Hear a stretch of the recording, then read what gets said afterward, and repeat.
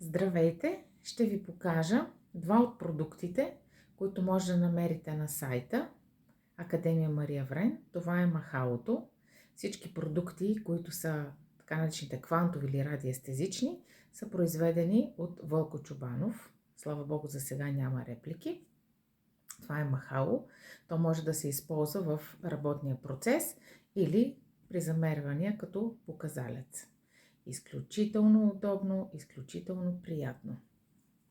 Сега, следващото, което искам да ви покажа, който ми е един от любимите продукти, нося си го навсякъде със себе си, в една кутийка.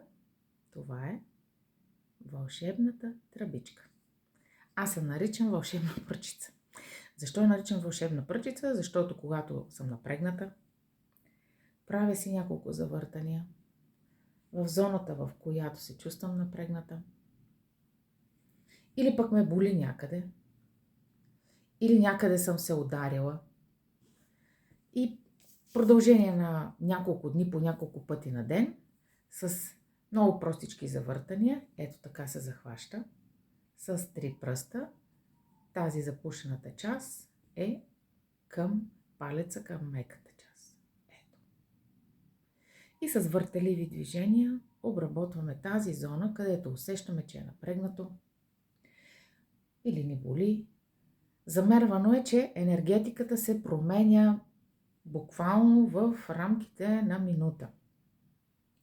Така, по описание и предписание, вълшебната тръбичка ионизира тъканите в дълбочина, възстановява нормалната функция на клетките, подобрява кръвоснабдяването и лимфооттока, потиска и унищожава патогенна микрофлора, обезболява. Да, наистина обезболява. Стимулира отделянето на стволови клетки, регенерацията на органи и тъкани. Когато, например, вие или ваш близък или детенцето ви е болно, също можете сок или водата, шишенцето му, с въртеливи движения, около 30 завъртания, да енергизирате неговата вода. Така, по този начин ще е много по-полезно за него и ако е болно, по-бързо ще оздравее. Няма абсолютно никакви противопоказания. Така, какви други приложения може да намерим и да го използваме?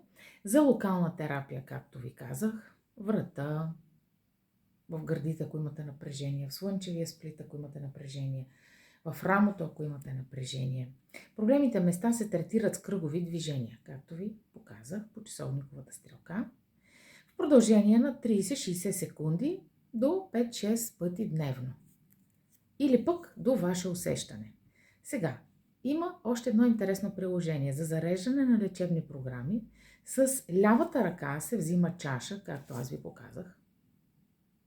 Сок, вода, може и цяла бутилка.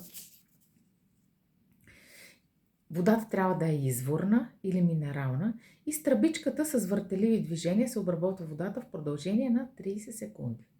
Може да се прави по няколко пъти на ден, няма да се предозирате.